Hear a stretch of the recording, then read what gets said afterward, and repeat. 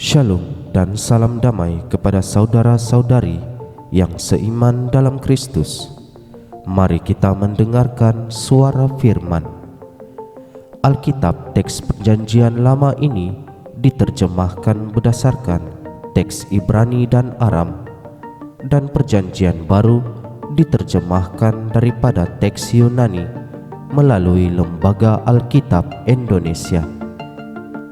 Jika ingin membantu channel ini untuk terus berkembang dan terus memuliakan Tuhan, kami menjemput saudara-saudari untuk menekan button subscribe agar yang lain dapat mendengar firman Tuhan dan juga berkat. Amin. Kitab Imamat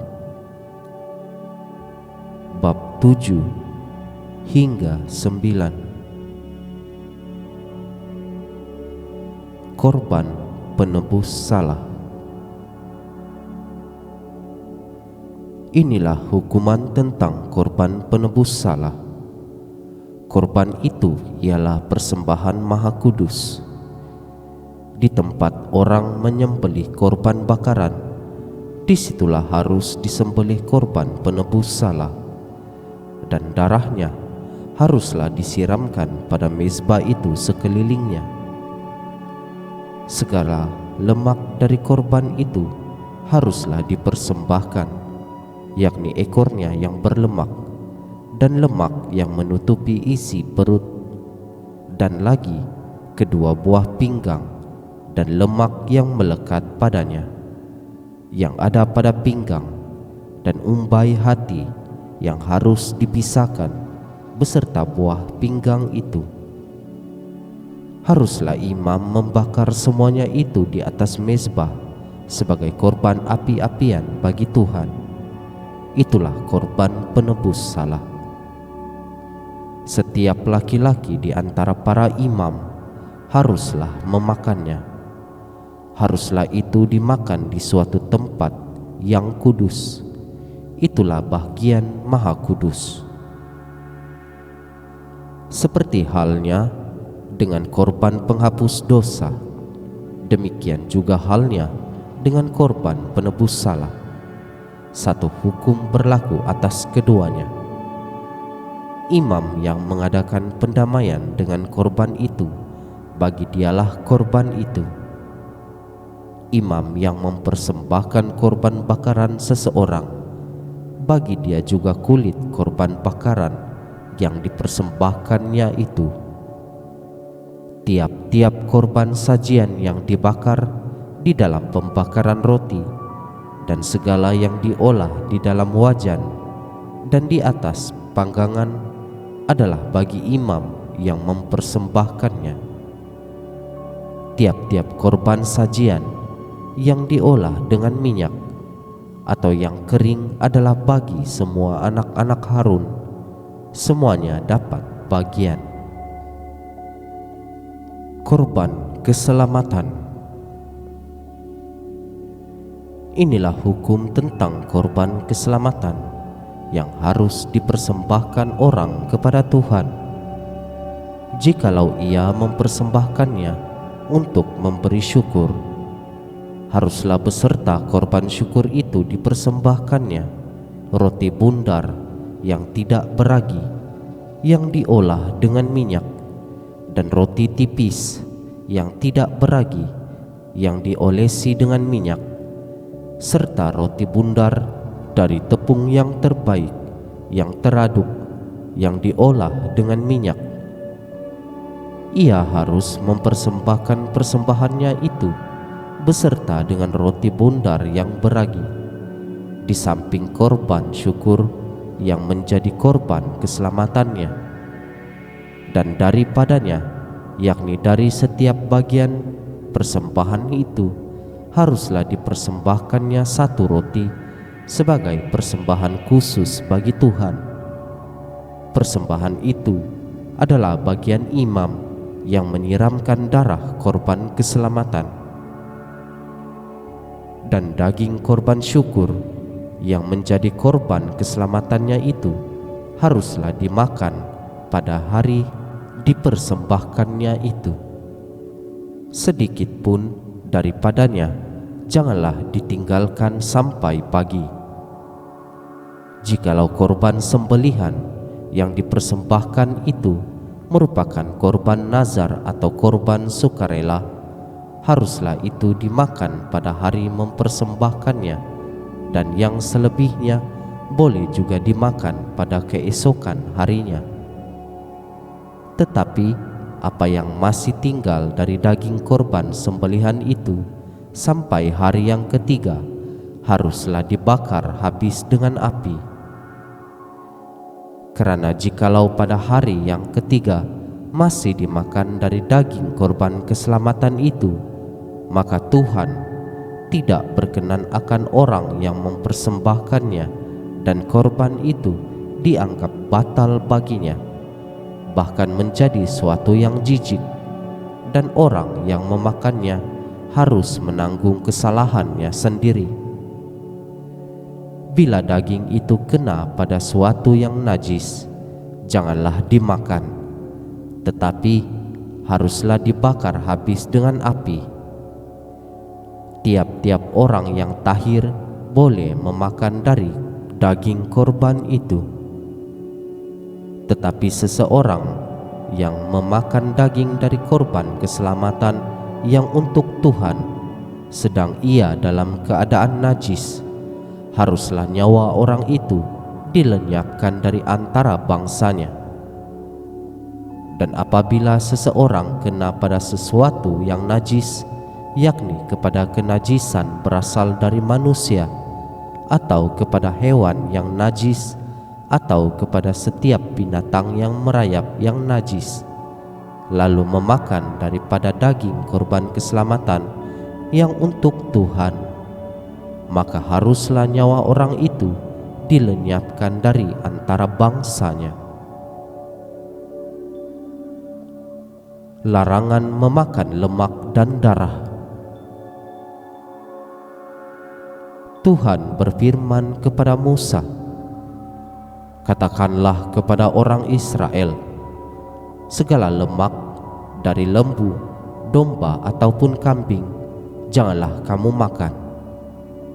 Lemak bangkai atau lemak binatang yang mati diterkam boleh dipergunakan untuk segala keperluan, tetapi jangan sekali-kali kamu memakannya.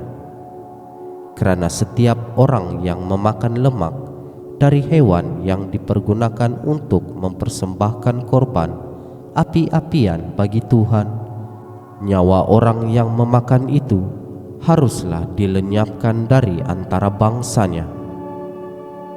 Demikian juga janganlah kamu memakan darah apapun di segala tempat kediamanmu, baik darah burung-burung ataupun darah hewan. Setiap orang yang memakan darah apapun, nyawa orang itu haruslah dilenyapkan dari antara bangsanya." Bagian imam daripada segala korban keselamatan. Tuhan berfirman kepada Musa, "Demikian, katakanlah kepada orang Israel, orang yang mempersembahkan korban keselamatannya kepada Tuhan, haruslah membawa kepada Tuhan sebagian dari korban keselamatannya itu sebagai persembahannya. Dengan tangannya sendirilah harus ia membawa segala korban api-apian Tuhan. Adapun lemaknya haruslah dibawanya beserta dadanya, supaya dadanya itu ditunjukkan sebagai persembahan unjukan di hadapan Tuhan. Lalu haruslah imam membakar lemaknya di atas mezbah, tetapi dadanya itu adalah bagian Harun dan anak-anaknya. Paha kanannya harus kamu serahkan kepada imam sebagai persembahan khusus dari segala korban keselamatanmu.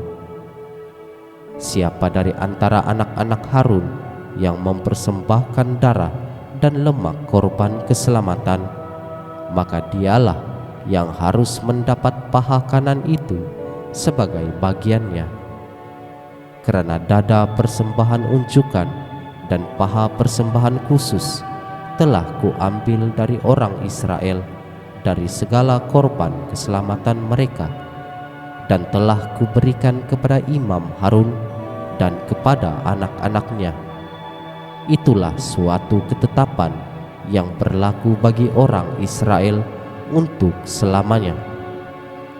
Itulah bagian Harun dan bagian anak-anaknya dari segala korban api-apian Tuhan. Pada hari mereka itu disuruh datang untuk memegang jabatan imam bagi Tuhan.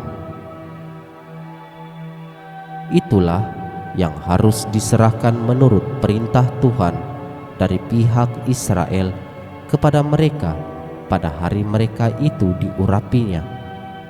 Itulah suatu ketetapan untuk selamanya bagi mereka turun-temurun. Itulah hukum tentang korban bakaran, korban sajian, korban penghapus dosa, korban penebus salah, persembahan pentabisan, dan korban keselamatan yang diperintahkan Tuhan kepada Musa di atas gunung Sinai pada hari Tuhan memerintahkan kepada orang Israel mempersembahkan persembahan mereka kepada Tuhan di padang gurun Sinai. Pentabisan Harun dan anak-anaknya. Tuhan berfirman kepada Musa, "Panggillah Harun dan anak-anaknya bersama-sama dengan dia, dan ambillah pakaian-pakaian, minyak urapan, dan lembu jantan, korban penghapus dosa, 2 jantan, dan bakul berisi roti yang tidak beragi. Lalu suruhlah berkumpul segenap umat ke depan pintu kemah pertemuan." Musa melakukan seperti yang diperintahkan Tuhan kepadanya.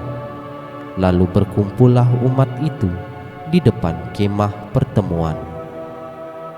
Berkatalah Musa kepada umat itu, "Inilah firman yang diperintahkan Tuhan untuk dilakukan." Lalu Musa menyuruh Harun dan anak-anaknya mendekat, dan dibasuhnyalah mereka dengan air. Sesudah itu dikenakannyalah kemeja kepadanya, diikatkannya ikat pinggang, dikenakannya gamis, dikenakannya baju efod, diikatnya sabuk baju efod, dan dikebatkannya sabuk itu kepadanya. Dikenakannya tutup dada kepadanya, dan dibubuhnya di dalam tutup dada itu Urim dan Tumim. Kemudian ditaruhnyalah serban di kepalanya, dan di atas serban itu di sebelah depan ditaruhnyalah patam emas, yakni jamang yang kudus, seperti yang diperintahkan Tuhan kepada Musa.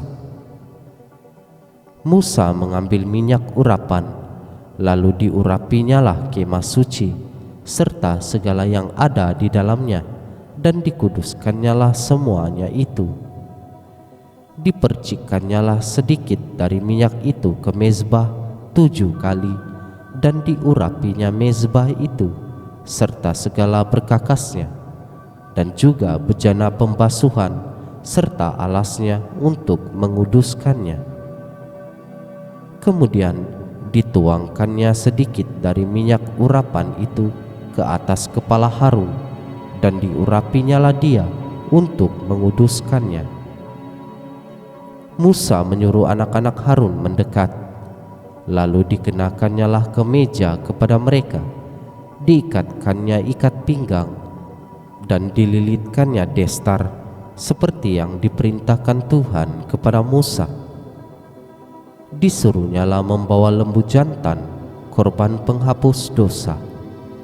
Lalu Harun dan anak-anaknya meletakkan tangannya ke atas kepala lembu jantan korban penghapus dosa itu. Lembu itu disembelih Lalu Musa mengambil darahnya, kemudian dengan jarinya dibubuhnyalah darah itu pada tanduk-tanduk mezbah sekelilingnya, dan dengan demikian disucikannyalah mezbah itu dari dosa. Darah selebihnya dituangkannya pada bagian bawah mezbah. Dengan demikian dikuduskannya mezbah itu dan diadakannya pendamaian baginya. Diambilnyalah segala lemak yang melekat pada isi perut, umbai hati, kedua buah pinggang, serta lemaknya. Lalu Musa membakarnya di atas mezbah. Tetapi lembu jantan itu dengan kulit, daging, dan kotorannya dibakarnya habis di luar perkemahan, seperti yang diperintahkan Tuhan kepada Musa. Kemudian disuruhnya membawa domba jantan korban bakaran. Lalu Harun dan anak-anaknya meletakkan tangannya ke atas kepala domba jantan itu. Domba itu disembelih, lalu Musa menyiramkan darahnya pada mezbah sekelilingnya. Domba itu dipotong-potong menurut bagian-bagian tertentu. Lalu Musa membakar kepalanya dan bagian-bagiannya dan lemaknya, tetapi isi perut dan betisnya dibasuh dengan air. Lalu Musa membakar seluruh domba jantan itu di atas mezbah. Itulah korban bakaran yang baunya menyenangkan, yakni suatu korban api-apian bagi Tuhan, seperti yang diperintahkan Tuhan kepada Musa. Kemudian disuruhnya membawa domba jantan yang lain, yakni domba persembahan pentabisan. Lalu Harun dan anak-anaknya meletakkan tangannya ke atas kepala domba jantan itu. Domba jantan itu disembelih. Lalu Musa mengambil sedikit darahnya dan membubuhnya pada cuping telinga kanan Harun, pada ibu jari tangan kanan, dan pada ibu jari kaki kanannya. Musa menyuruh anak-anak Harun mendekat, lalu membubuh sedikit dari darah itu pada cuping telinga kanan mereka, pada ibu jari tangan kanan, dan pada ibu jari kaki kanan mereka. Lalu Musa menyiramkan darah selebihnya pada mezbah sekelilingnya. Diambilnyalah lemaknya, ekornya yang berlemak, segala lemaknya yang melekat pada isi perut, umbai hatinya, kedua buah pinggang, serta lemaknya dan paha kanannya. Dan dari dalam bakul berisi roti yang tidak beragi yang ada di hadapan Tuhan, diambilnyalah satu roti bundar yang tidak beragi, satu roti bundar yang diolah dengan minyak, dan satu roti tipis. Lalu diletakkannya di atas segala lemak dan di atas paha kanan itu, dan ditaruhnya seluruhnya di telapak tangan Harun dan di telapak tangan anak-anaknya, dan dipersembahkannya semuanya sebagai persembahan unjukan di hadapan Tuhan. Kemudian Musa mengambil semuanya dari telapak tangan mereka, lalu dibakarnya di atas mezbah, yaitu di atas korban bakaran. Itulah persembahan pentabisan untuk menjadi bau yang menyenangkan. Itulah suatu korban api-apian bagi Tuhan. Musa mengambil dada domba itu dan mempersembahkannya sebagai persembahan unjukan di hadapan Tuhan. Itulah yang didapat Musa sebagai bagiannya dari domba jantan persembahan pentabisan itu, seperti yang diperintahkan Tuhan kepada Musa. Dan lagi Musa mengambil sedikit dari minyak urapan dan dari darah yang di atas mezbah itu, lalu dipercikkannya kepada Harun, ke pakaiannya, dan juga kepada anak-anaknya dan ke pakaian anak-anaknya. Dengan demikian ditabiskannya Harun, pakaiannya, dan juga anak-anaknya dan pakaian anak-anaknya. Berkatalah Musa kepada Harun dan kepada anak-anaknya, "Masaklah daging itu di depan pintu kemah pertemuan. Di sanalah harus kamu memakannya dengan roti yang ada di dalam bakul untuk persembahan pentabisan, seperti yang telah kuperintahkan, dengan berkata, Harun dan anak-anaknya haruslah memakannya. Dan apa yang tinggal dari daging dan roti itu haruslah kau bakar habis dengan api. Janganlah kamu pergi dari depan pintu kemah pertemuan selama 7 hari, sampai kepada genapnya perayaan pentabisan, karena perayaan pentabisan akan berlangsung 7 hari lamanya.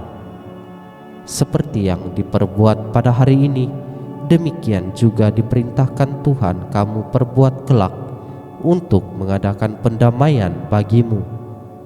Di depan pintu kemah pertemuan haruslah kamu tinggal siang malam 7 hari lamanya, dan kamu harus lakukan kewajibanmu terhadap Tuhan dengan setia, supaya janganlah kamu mati, kerana demikianlah diperintahkan kepadaku."